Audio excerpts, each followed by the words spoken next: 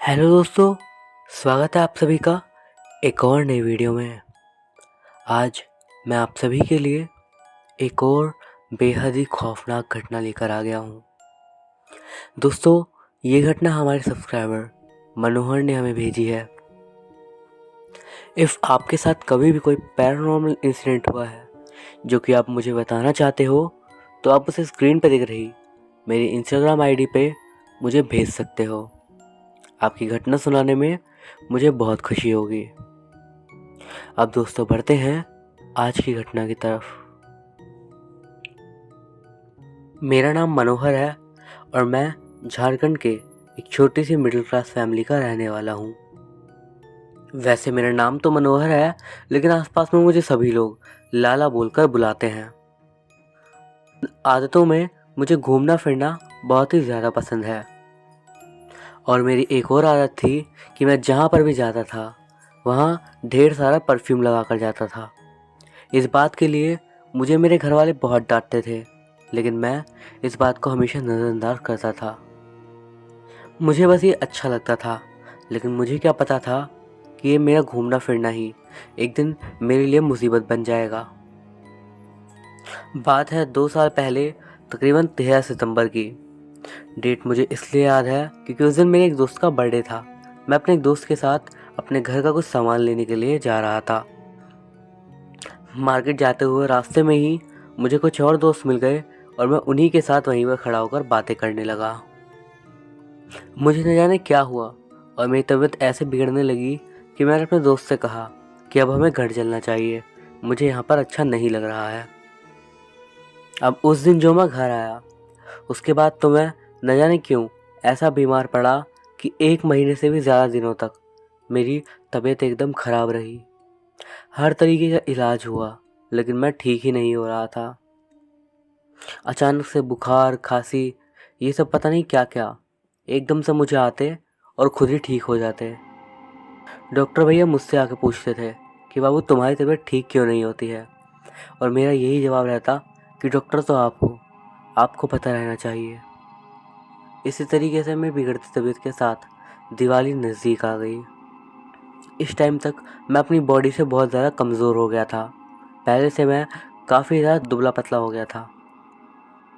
काली पूजा वाले दिन मेरी छोटी दीदी और पड़ोस की एक भाभी 1 बजे के आसपास पूजा करने के लिए चले गए थे। मेन रोड का जो रास्ता था वो उस टाइम पर बन रहा था, इसीलिए हम लोग स्कूल के पीछे वाले रास्ते से जाने लगे, जो कि लगभग जंगल से ही गुजरता है। उसके बाद हम लोगों ने पूजा करी और वहाँ से निकल गए, और इस बार हम आते हुए रोड की साइड से ही आने लगे। वहाँ पे कंस्ट्रक्शन का काफ़ी सारा सामान पड़ा हुआ था, जिसकी वजह से आते हुए हमें काफ़ी ज़्यादा टाइम लग रहा था। अब वहीं पर एक जगह ऐसी आई जहाँ पर मेरी बहन और उनके भाभी कहने लगी कि यहाँ पर रुक के हम थोड़ी देर फ़ोटो खिंचा लेते हैं। जैसे ही वो लोग फ़ोटो वोटो खिंचाने लगी, उसी टाइम पर मेरी तबीयत बिगड़ने लगी और मैंने उनसे कहा कि मुझे घर ले चलिए जल्दी से।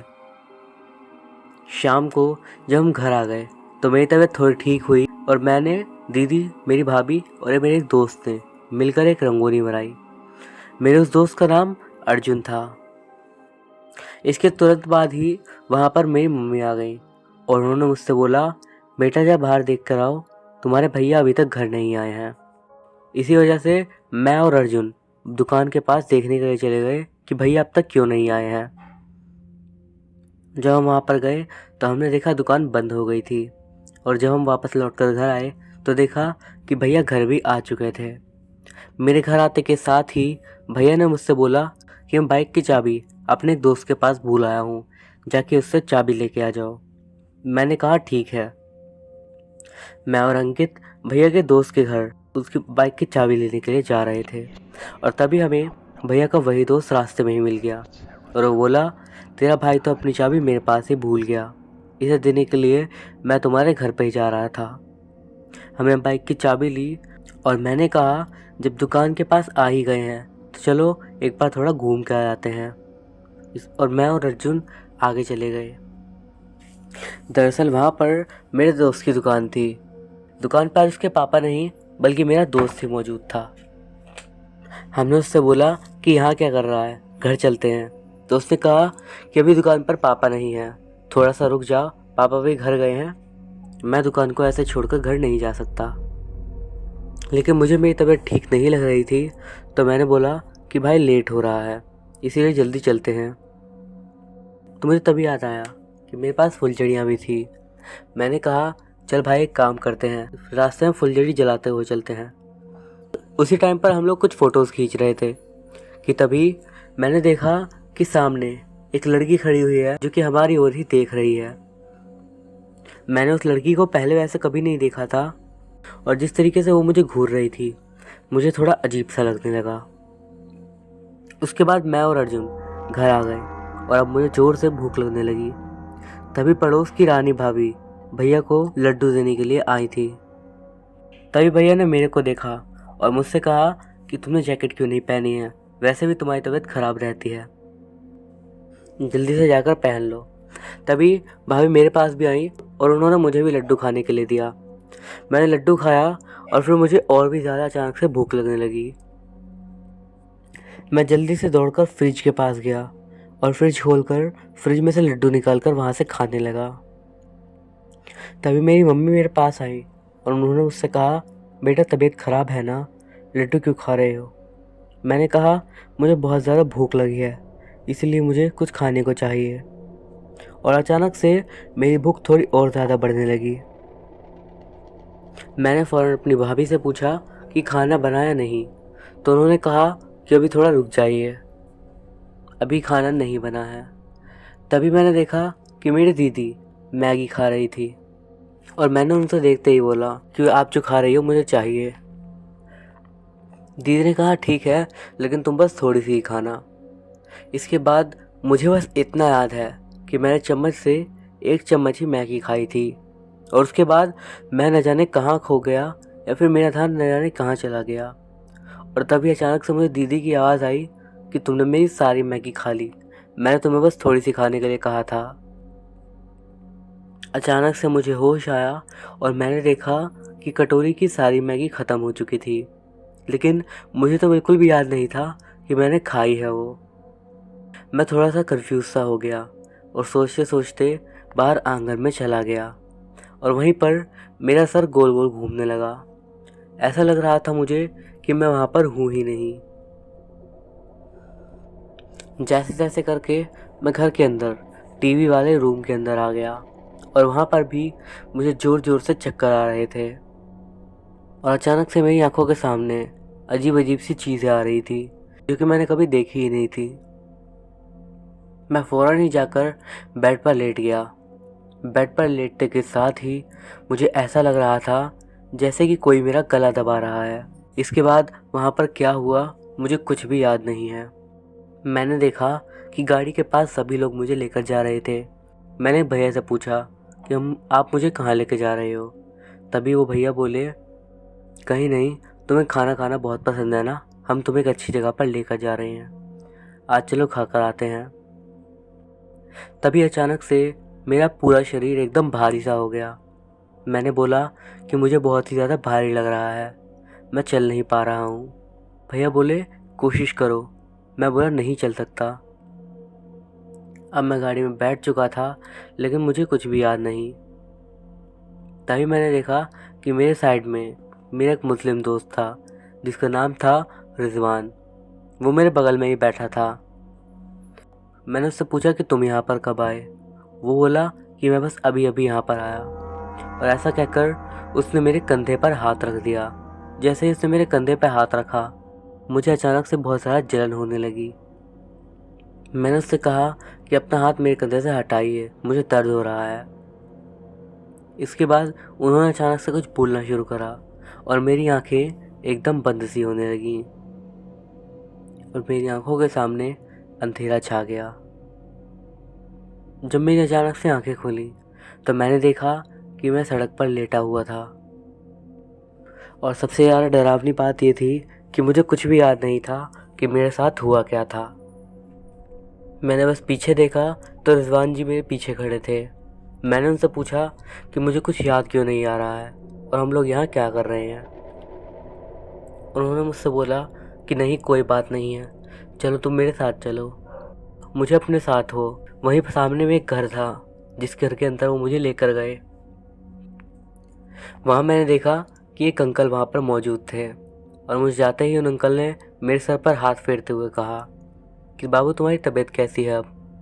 मैंने बोला अब मेरी तबीयत ठीक है, मेरी तबीयत ठीक है। मुझे क्या हुआ था? वहाँ पर कुछ तो ऐसा हुआ था जो कि मुझे बिल्कुल भी याद नहीं है। लेकिन इसके तुरंत बाद हम लोग अपने घर आ गए। मेरे घर में आने के बाद मैंने रिजवान जी से पूछा, आया आपको घर नहीं जाना क्या? लेकिन उन्होंने मेरी मम्मी से पूछा, क्या मैं आज लाला के साथ ही सो जाऊं? इस पे मेरी मम्मी ने कहा, हाँ तुम उसके साथ सो जाओ। फिर हम बिस्तर में लेट गए और मैंने देखा कि थोड़ी देर बाद ही रिजवान जी ने मेरे सर पर अपना हाथ रखा था। मैंने बोला कि अपना हाथ हटाइए ना, तो उन्होंने मुझसे बहुत ही अजीब सा रीज़न बोला कि मुझे ठंड लग रही है इसलिए मैं हाथ रख कर सो गया हूँगा। मैंने बोला ठीक है और अब सो जाइए। वो बोले कि तुम सो जाओ, मैं फ़ोन यूज़ करने के बाद सो जाऊँगा। मैं बोला ठीक है और मैं सोने के लिए दूसरी साइड करवट कर लिया। अब रात के 1 बज रहे थे। मेरी आँख खुली तो मैंने देखा कि रिजवान जी अभी तक नहीं सोए थे। मैंने उनसे पूछा कि अभी तक आप क्यों नहीं सोए? तो उन्होंने मुझसे कहा कि मुझे नींद नहीं आ रही है इसीलिए मैं जगा हुआ हूँ। उसके बाद वो बोले कि मैं ज़रा वॉशरूम से आता हूँ और उसके बाद वो वॉशरूम चले गए। थोड़ी देर बाद वो लौट कर आए तो ऐसा लग रहा था कि उनके साथ कुछ अजीब सा हुआ है। मैंने उनसे पूछा भी लेकिन उन्होंने कुछ भी बताने से मना कर दिया। दोनों उसके बाद मैं सो गया और मेरी आँख खुली सीधा सुबह के 6:30 बजे। तब रिजवान जी मेरे से बोले कि चलो ठीक है अब तुम सो और मैं ऑफिस जाता हूँ, मुझे लेट हो जाएगा वरना। मैंने कहा ठीक है और इसी के साथ वो चले गए। अब मैं एक बार फिर से सो गया और मेरी आँख खुली सीधा सुबह के 11 बजे। उठने के बाद मैंने अपना मुंह धोया और उसके बाद मैं चाय पीने लगा और पता नहीं क्यों अचानक से मेरे दिमाग में आया कि कल रात मेरे साथ हुआ क्या था, लेकिन मुझे कुछ भी याद नहीं आ रहा था। मैं सोचने लगा कि आखिर मेरे साथ हुआ क्या है। मुझे लगा शायद अर्जुन को कुछ पता हो और इसीलिए मैंने अर्जुन को कॉल कर दी और उसे अपने घर आने के लिए बोल दिया। थोड़ी देर बाद अर्जुन मेरे घर आया और मुझसे वो अचानक से प्रीति प्रीति करके पूछने लगा। मैं बोला कि ये प्रीति कौन है? तो वो बोलने लगा कि क्या तुम्हें कल रात का सब कुछ याद नहीं है? तो मैं बोला क्या कल रात में क्या हुआ था? मुझे कुछ भी याद नहीं है, प्लीज़ अब तुम बताओ कि आखिर हुआ क्या है, मेरा सर बहुत ज़्यादा दुख रहा है। वो बोला ठीक है यार मैं बता रहा हूँ, तुम्हें सच में लगता है याद नहीं है। मैंने उससे कहा कि बताना है तो बताओ और बकवास मत करो। वो बोला कि ठीक है तो सुनो, कल रात में पूजा दीदी आई थी। वो मुझसे पूछी कि तुम लोग कहाँ गए थे, मुझे बताओ। तब उसने बोला कि लाला और मैं तो सिर्फ दुकान के पास तक गए थे और कहीं पर भी नहीं। फिर उसने दीदी से पूछा कि क्या बात है, आप मुझसे अचानक से ऐसे क्यों पूछ रही हो? तो मेरी पूजा दीदी बोली कि लाला को कुछ हो गया है और वो ज़ोर ज़ोर से चिल्लाकर रो रहा है। ये सुनने के बाद अर्जुन, दीदी, अर्जुन के बड़े भैया और उसके मंझले वाले भैया और उसकी माँ भी मेरे घर आने लगे मुझे देखने के लिए। तब अर्जुन ने देखा कि मेरे घर के बाहर बहुत ही ज़्यादा भीड़ लग रही है और जब वो मेरे घर में आए तो उसने देखा कि मैं बहुत ही ज़ोर से चिल्ला रहा था। उसने बताया उसके बाद मैं ज़ोर ज़ोर से चिल्लाते हुए रोने भी लगा और सभी लोग मेरे पास आ गए। बच्चे मुझे देखकर बहुत ज़्यादा डर रहे थे, मेरी हालत बहुत ही ज़्यादा ख़राब थी। मुझे देखकर सभी की आंखों में एक खौफनाक सा डर आ गया था। मैंने पूछा कि उसके बाद क्या हुआ? उसने बताया कि तुम बहुत ही अजीब तरीके से खड़े हो गए और वहाँ पर जितने भी लोग खड़े थे उन पर ज़ोर ज़ोर से चिल्लाने लगे और फिर वहाँ पर रिजवान जी आ गए अचानक से। उन्होंने मुझे पकड़ा और वहाँ खड़े भैया उन्होंने भी मुझे पकड़ लिया। वहाँ पर अब श्रवण भैया और दीपक भी आ गए थे और उन्होंने मेरे हाथ पैर कस के पकड़ लिए और सब मिलकर मुझसे पूछने लगे कि तुम कौन हो, और मेरे मुंह से इसके जवाब में मेरे मुंह से एक बेहद ही ज़ोरदार चीख निकल रही थी। मुझे भूख लगी है, मुझे कुछ खाने को दो। फिर सबने मुझसे पूछा कि क्या तुम लड़की हो। ये सब मैंने एक लड़की की आवाज़ में बोला, इसीलिए सबको और ज़्यादा शक हो गया। सबने मुझसे पूछा कि तुम लड़की हो, तो मैंने कहा हाँ मैं लड़की हूँ। फिर से उन्होंने पूछा तुम्हारा नाम क्या है। उन्होंने एक नहीं बल्कि बार बार मुझसे पूछा, लेकिन मैं कोई भी जवाब नहीं दिया और बस इसी बात की रट लगाए हुआ था कि मुझे भूख लगी है। फिर सबने बोला कि ठीक है, हम तुम्हें खाने को देंगे, लेकिन पहले तुम ये बताओ कि तुम्हारा नाम क्या है। लेकिन मैंने फिर भी कोई जवाब नहीं दिया और मैं और भी ज़्यादा ज़ोर ज़ोर से चिल्लाने और रोने लगा। सब मुझे देखकर डर गए और जैसे तैसे मुझे गाड़ी में बिठाकर ले जाने लगे। मैं तब भी बोला कि मुझे बहुत ज़ोर से भूख लगी है। मुझे प्रभात ने बोला कि चलो ठीक है, हम लोग तुम्हें रेस्टोरेंट लेके चलते हैं, वहाँ पर हम तुम्हें बहुत सारा खाना खिलाएंगे। दूसरे भैया भी बोलने लगे हाँ चलो जल्दी चलते हैं, वहाँ पर बहुत सारा खाना होगा। जैसे तैसे उन लोगों ने मुझे गाड़ी में बिठाया और उसी टाइम पर मुझे अचानक से होश आ गया और मैंने उनसे पूछा कि आप लोग ये क्या कर रहे हो और मुझे कहाँ लेके जा रहे हो। तब श्रवण भैया बोले अभी चलो भाई, आज मैं तुमको कुछ खाने पीने के लिए ले जाता हूँ। मैं गाड़ी में बैठ गया और बोला हाँ चलो ठीक है चलते हैं। गाड़ी में बैठने के लिए मैंने अभी 2 कदम आगे ही बढ़ाए थे कि मेरा शरीर एकदम भारी होने लगा और मैंने उनसे बोला कि मैं नहीं चल पा रहा, मैं नहीं जा सकता हूँ। शरण भैया बोले कोई बात नहीं, हम लोग तुम्हें बिठा देते हैं। जब सब लोग मुझे गाड़ी में बैठाने लगे तभी अचानक से वो प्रीति की आत्मा मेरे शरीर में वापस आ गई और मुझे अपने वश में कर लिया। अब सारे लोग कैसे भी कर मुझे गाड़ी में बिठाए और गाड़ी में बैठाने के बाद मुझे जब फिर से होश आया तो मैंने देखा रिजवान जी मेरे पास एक बार फिर से बैठे हैं। और मैंने उनसे पूछा कि क्या हुआ, तो उन्होंने मुझसे बोला कि कुछ भी नहीं लाला, बैठे रहो तुम आराम से। रिजवान जी बोले सब कुछ ठीक हो जाएगा और मेरे कंधे पर हाथ रख दिए। उनके हाथ रखते ही मुझे एकदम भारी भारी सा लगने लगा। मैंने उनसे कहा कि आप अपना हाथ हटा लीजिए प्लीज़, लेकिन उन्होंने मेरी बात नहीं सुनी और जैसे ही उन्होंने हाथ नहीं हटाया मैं एकदम ज़ोर से चिल्लाते हुए बोला हाथ हटा। रिजवान जी ने फ़ौरन ही मेरे गले को पकड़ लिया और उसके बाद मुझे बोला कि तुम मुझे जानती नहीं हो कि मैं कौन हूँ। और इस पर मैंने एक बहुत ही डरावना सा जवाब दिया, आप एक मुस्लिम लड़के हो और आपका नाम रिजवान सितागी है। वो बोले हाँ सही बोली, जब मुझे जानती हो तो मेरे दोस्त को छोड़कर चली जाओ, नहीं तो ठीक नहीं होगा। तभी श्रवण भैया बोले 1000 चीज़ों को मैं देख चुका हूँ, मैं नहीं डरता हूँ इन सब से। तभी मैं गाड़ी की पीछे वाली सीट से उठकर श्रवण भैया जो कि आगे बैठे थे उनके कान के पास जाकर बहुत ही ज़ोर से चिल्लाया, डर नहीं लगता ना, अब लगा डर। श्रवण भैया बहुत ही बुरी तरीके से कांप गए थे और वो ड्राइविंग सीट से फ़ौरन उतरकर दूसरी साइड आकर बैठ गए। रिजवान ने मुझे कसकर पकड़ा और कुछ पढ़ने लगे, जिसके बाद मैं शांत हो गया था। उसके बाद जाकर अर्जुन ने मुझे बताया कि वो सब लोग मुझे और कहीं नहीं बल्कि तांत्रिक के पास लेकर जा रहे थे। अर्जुन ने बताया कि इतनी बात तो मुझे रिजवान भैया ने बता दी, आगे का रिजवान भैया को ही पता होगा कि वहाँ पर क्या हुआ था। मुझे जितना पता था मैंने वो तुम्हें बता दिया है।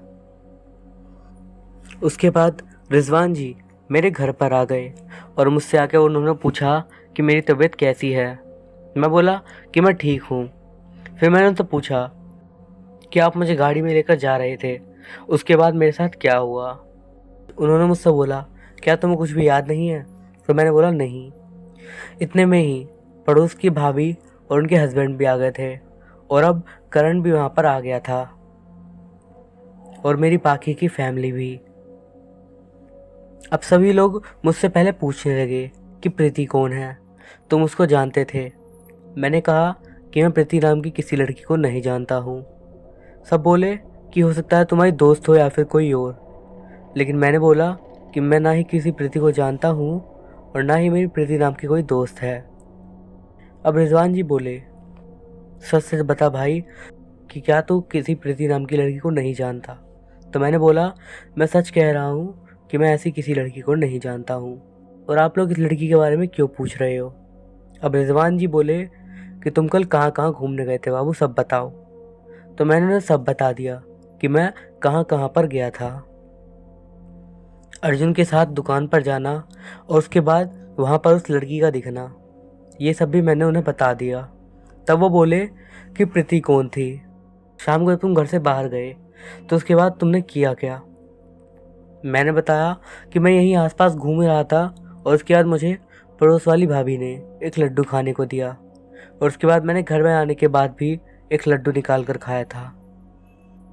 उसके बाद मुझे अचानक से बहुत ज़्यादा भूख लगने लगी, और जब मैं दीदी के पास गया तो मैंने उनकी 1 चम्मच ही मैगी खाई थी, और वो अचानक से मम्मी से बोली कि मैंने उनकी सारी मैगी खा ली, लेकिन कटोरा भी असल में खाली था।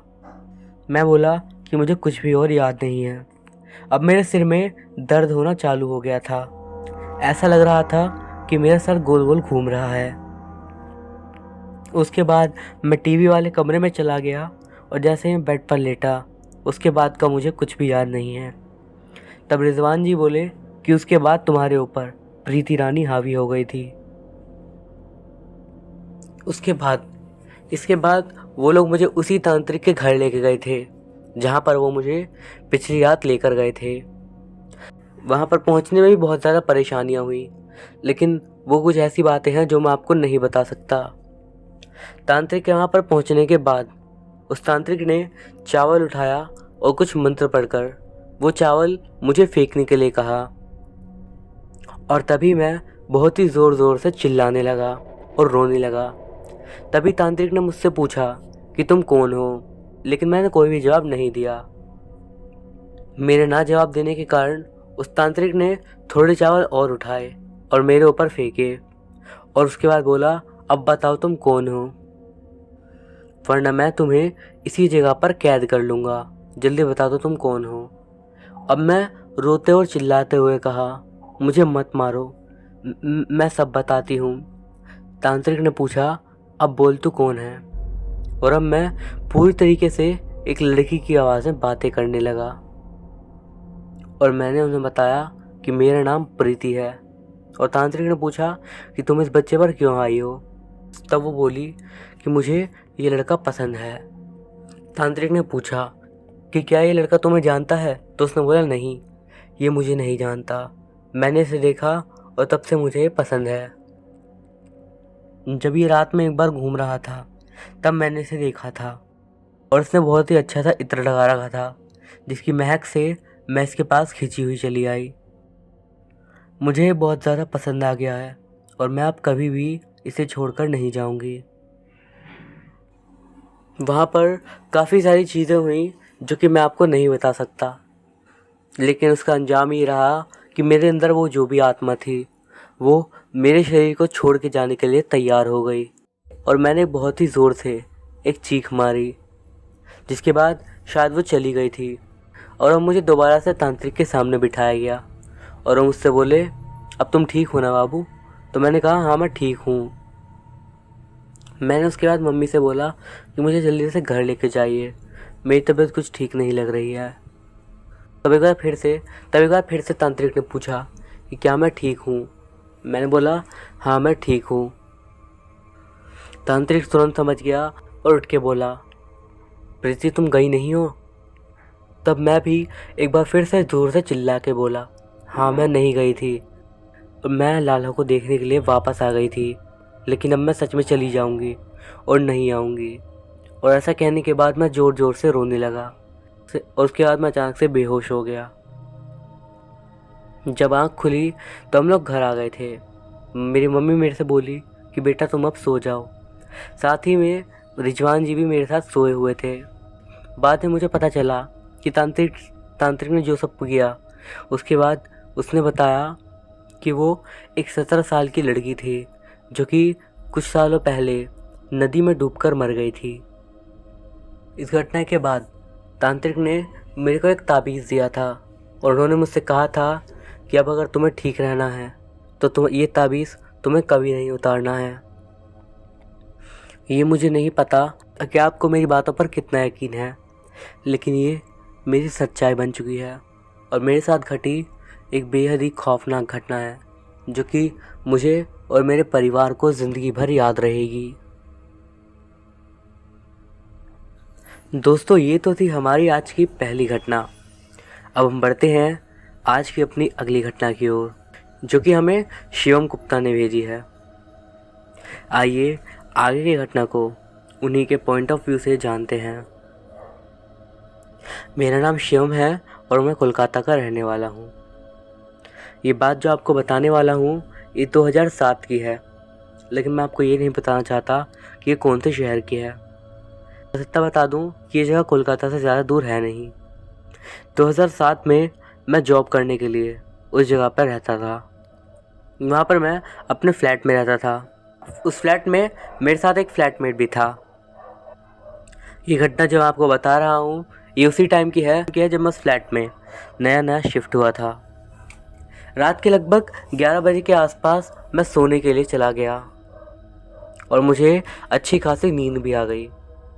सोते सोते तकरीबन 1 घंटा हो गया कि अचानक से अजीब सी आवाज़ों के साथ मेरी नींद खुल गई। वो आवाज़ें कुछ इस तरीके की थी कि मुझे वो याद तो आज तक भी हैं, लेकिन मैं आपको क्लियरली नहीं बता सकता कि वो किस तरीके की आवाज़ें थीं। उसके बाद मैं साफ साफ अपने कानों से किसी के कमरे में घूमने की आवाज़ महसूस कर सकता था।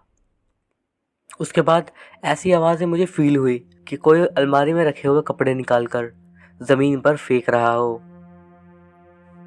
तकरीबन 5 से 10 मिनट के बीच में मैं 2-3 बार हल्की नींद में उठा रहा। मैं इतनी ज़्यादा नींद में था, कितना कुछ फील करने के बाद भी मेरी आंखें नहीं खुल पा रही थी। मुझे इतना तो पता था कि रूम के अंदर कोई ना कोई है, लेकिन मैंने अपने आप को ये कह के बना लिया और सोने पे मजबूर कर दिया कि ये शायद मेरा फ्लैटमेट होगा, जो कि शायद कुछ ढूंढने के लिए यहाँ पर आया हुआ है। यही सोचकर मैं अपनी नींद में वापस चला गया, इस बात को नज़रअंदाज करते हुए कि वो ऐसा क्यों करेगा और मेरे सोते हुए मेरे रूम में आकर ऐसे तलाशी क्यों लेगा। लेकिन थोड़ी देर बाद ही मैं नींद से एक बार फिर से उठ गया कुछ आवाज़ों के साथ, और इस बार फुटस्टेप्स की आवाज़ बहुत ज़्यादा तेज़ थी जो कि मेरे बेड के आसपास से ही आ रही थी। उसके बाद एक ऐसी आवाज़ आई जिसकी वजह से मेरी आंख एकदम से झटके से खुल गई। दरअसल बेड के पास में एक प्लास्टिक का रैपर पड़ा था जो कि दरअसल मेरी ही सिगरेट का था। मेरे को आवाज़ आई जैसे उसके ऊपर किसी का पैर पड़ा हो। अब अगर रूम में एकदम शांति हो तो ये आवाज़ काफ़ी तेज़ आती है। मेरी आंखें एकदम से खुल गई और अब मैं एकदम अच्छे से जाग चुका था और मैं देखने लगा कि रूम में कौन है। इतना मुझे दिख गया था कि कोई तो है जो कि सामने की तरफ अंधेरे में खड़ा हुआ है, और इतना भी मुझे अब पता चल गया था कि ये मेरा फ्लैटमेट या फिर कोई और तो नहीं है जो कि इस तरीके से अंधेरे में मेरे कमरे में घूम रहा हो। मुझे बहुत ज़्यादा डर सा लगने लगा अचानक से, क्योंकि मेरे दिमाग में जो ख्याल आ रहे थे वो मुझे यकीनन बहुत ज़्यादा डरा रहे थे। और तब जाकर सामने अंधेरे की तरफ से ही मेरी आंखों के सामने एक परछाई उभरने लगी, और जो मैंने देखा उस पर यकीन करना आपके लिए बहुत ज़्यादा मुश्किल है। मैंने देखा लगभग एक 50-60 साल की एक बूढ़ी औरत खड़ी हुई थी। वो मेरे बेड के दूसरी साइड खड़ी हुई थी। उसके बाल एकदम सफ़ेद थे और उसके पीछे से मानो हल्की सी रोशनी आ रही थी। उसे देखकर मैं इतना ज़्यादा डर गया कि मैं आपको शब्दों में नहीं बता सकता। अचानक से पता नहीं कैसे थोड़ी सी रोशनी उसके चेहरे पर आने लगी और मैं उसका चेहरा देखने लगा। उसके चेहरे पर कोई भी एक्सप्रेशन नहीं था, बस वो सीधा मेरी ओर घूरे जा रही थी, और उसका ये घूरना मुझे बहुत ही ज़्यादा डरा रहा था। वो भी एकदम शांत खड़ी थी और मैं डर के मारे एकदम शांत खड़ा था। फिर मुझे पता नहीं क्या हुआ कि मैंने खुद ही अपने मुंह से बोल दिया, आप कौन हो? वो मुझे लगातार घूरने लगी और उसकी आंखें और ज़्यादा चौड़ी हो गई और मैं अब तक बहुत ही ज़्यादा खौफ खा गया था। मैंने एक बार फिर से बोला, कौन हो आप? और ये बोलने के साथ ही मुझे पता नहीं क्या हुआ कि मैं उसकी तरफ एकदम से उसे पकड़ने के लिए भागा और जैसे ही मैं बेड से नीचे की तरफ कूदा, मैं सीधा आकर ज़मीन पे गिर गया और मैंने देखा कि वहाँ पर मेरे अलावा कोई भी नहीं है। वो एकदम से मेरी आंखों के सामने से ही गायब हो चुकी थी, जिसे मैं अभी अपने कमरे में ही देख रहा था। मैं एकदम परेशान हो गया और पूरी रात मैं अपने रूम की लाइट जला के ही लेटा।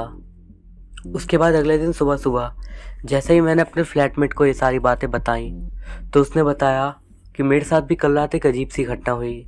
जब मैं बाथरूम में शेव कर रहा था तो मुझे अचानक से किसी की आवाज़ आई और उसने बाथरूम के शीशे में एक अजीब सा साया देखा, लेकिन पीछे देखने पर वो साया नहीं था। कुछ दिनों बाद एक और अजीब सी घटना हुई जब हम दोनों ही नीचे थे और ऊपर बाथरूम की साइड से ज़ोरदार दरवाज़ा बंद होने की आवाज़ आई, जबकि उस टाइम पर ऊपर कोई भी था ही नहीं। और ऐसा नहीं हो सकता कि बाथरूम का दरवाज़ा खुद से ही इतनी ज़ोर से बंद हो गया हो। उस फ्लैट में मैं टोटल 2 महीने तक रहा था और उन 2 महीनों में मेरे साथ कई सारी छोटी मोटी घटनाएं होती रहती थी, जिनमें जो मेरे को आपको बताने लायक लगी वो मैंने आपको बता दी। बाकी इन सब चीज़ों को मानना या ना मानना आपके ऊपर है। तो दोस्तों, ये थी हमारी आज की कहानियाँ। अगर आपको ये वीडियो अच्छा लगा हो तो इस वीडियो को एक लाइक ज़रूर कीजिएगा। मैं अभिषेक मिलता हूँ आपसे अगली वीडियो में। तब तक के लिए गुड बाय।